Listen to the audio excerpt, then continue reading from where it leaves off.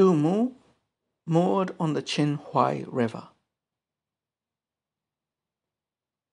Smoke blankets cold water, moonlight blankets sand.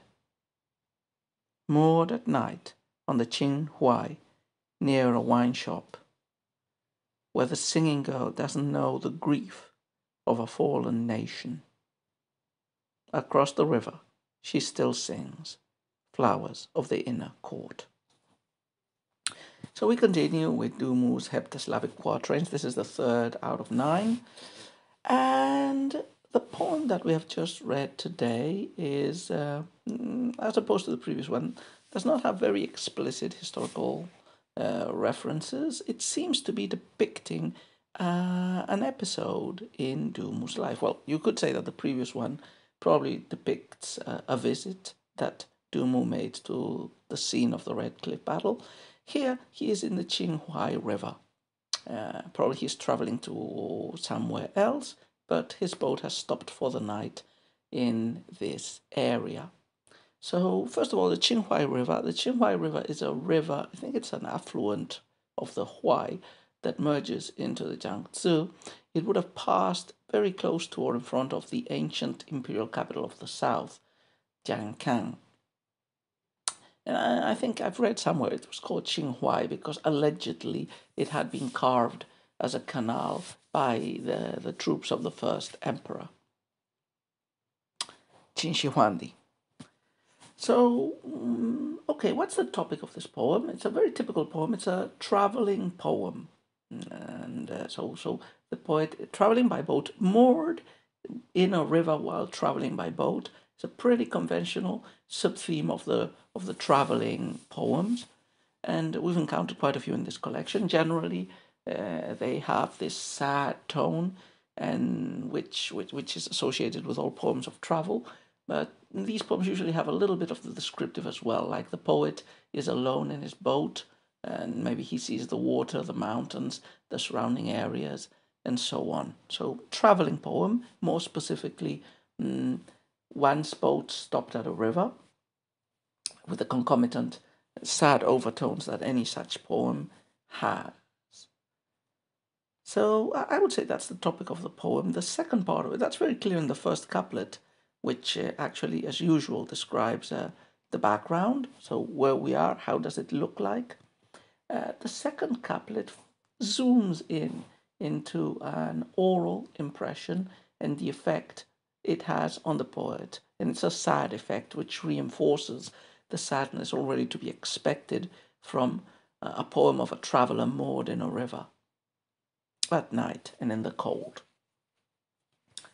So let's take a look at the poem, as usual, couplet by couplet, and let's especially dwell on the fourth line, on the image of the flowers of the inner court, to explain it. So, first couplet, which, as we said, is the one that sets the background information. It tells us when and where we are. Smoke blankets cold water, moonlight blankets sand. Moored at night on the Huai near a wine shop. So this couplet gives us exactly what we need to know. We know it's night. We know we are the Huai, although we knew that from the title already. We know we're next to a wine shop. So there were many inns, taverns, wine shops next to mooring sites along the river so that travelers could spend the night there and enjoy themselves. And the second line is actually the one that gives us the information, because the first line gives us two powerful and parallelistic images. So there's the smoke blanketing the cold water, the moonlight blanketing the sand. This smoke is meant to be mist, I believe. So we have to imagine this night scene. There's a deep, deep mist, a deep veil of mist next to the river, covering everything. It's so thick the water cannot be seen, although it can be felt, probably, the cold river current below. So there's this veil of mist covering everything and making all shapes indistinct and making it difficult to see beyond one's own hands. And also there's the moonlight, and the moonlight is having a similar effect on the sand.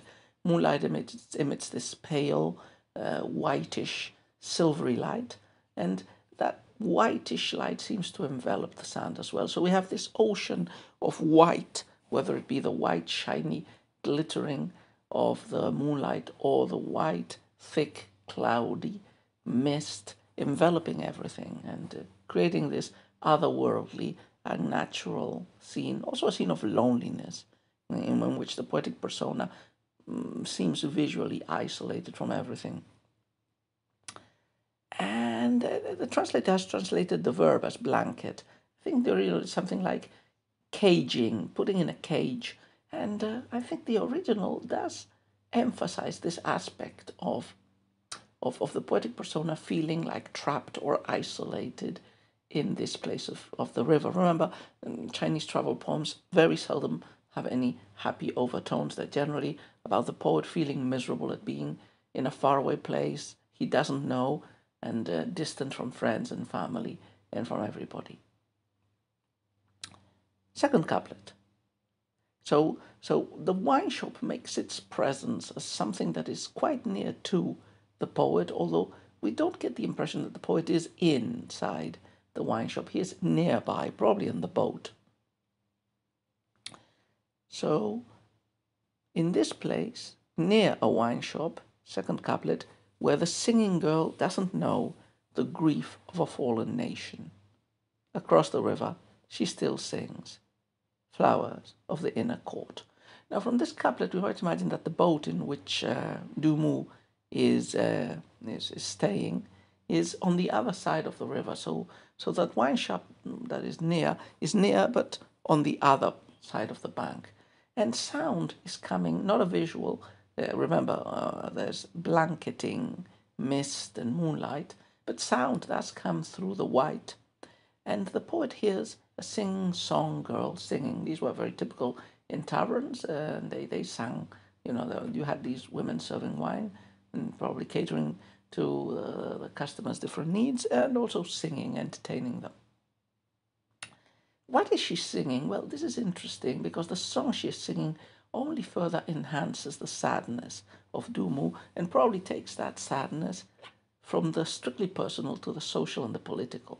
So across the river, the girl is singing Flowers of the Inner Court. Now, Flowers of the Inner Court was a poem and a song that had been composed, allegedly, by or under the instructions of Chen Shupao.